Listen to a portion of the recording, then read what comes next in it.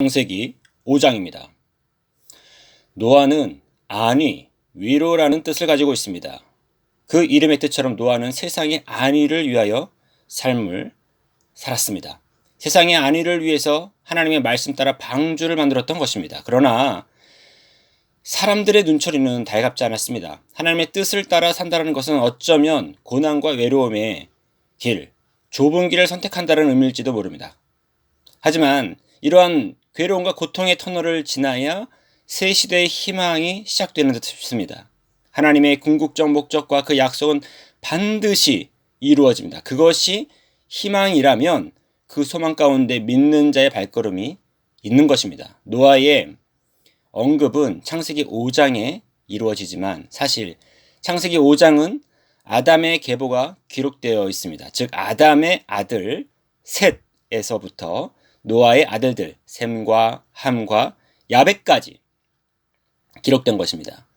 노아 때 하나님께서 물로 죄악된 세상을 심판하셨기 때문에 아담의 아들 셋에서부터 노아 전 시대까지 그 죄악이 얼마나 극심했는지 알 수 있습니다. 한편 노아 이전의 셋에서부터 노아까지 족보는 수백 년을 살았던 사람들의 역사가 기록되어 담겨져 있습니다. 이들의 역사적인 기록은 세대를 넘어가면서 기억되고 기록되었습니다. 대단히 긴 역사적인 전달이며 매우 긴 기억의 집중력에 의한 결정체라고 할 수 있을 것입니다. 이는 사람의 힘으로는 불가능합니다.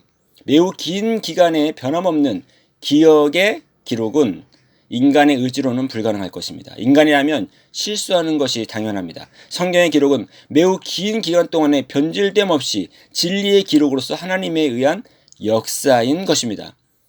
셋부터 노아까지의 시대는 수백 년을 살아온 사람들의 역사가 있습니다. 그들은 지금보다 오래 살았습니다. 오늘날 생각해보면 놀라운 일입니다. 그러나 영원한 하나님 나라의 시간에서 보면 제한된 시간입니다. 인간에게 주어진 이 같은 한정된 시간은 하나님 나라에서의 영원성과 비교할 수 없습니다.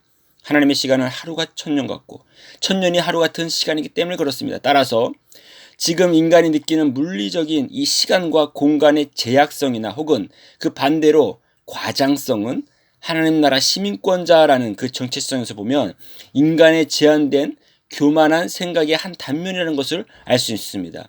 이는 하나님의 시간과 그 안에서의 사건들은 사실 인간이 측량할 수 없는 하나님의 깊이와 넓이와 높이가 있기 때문입니다.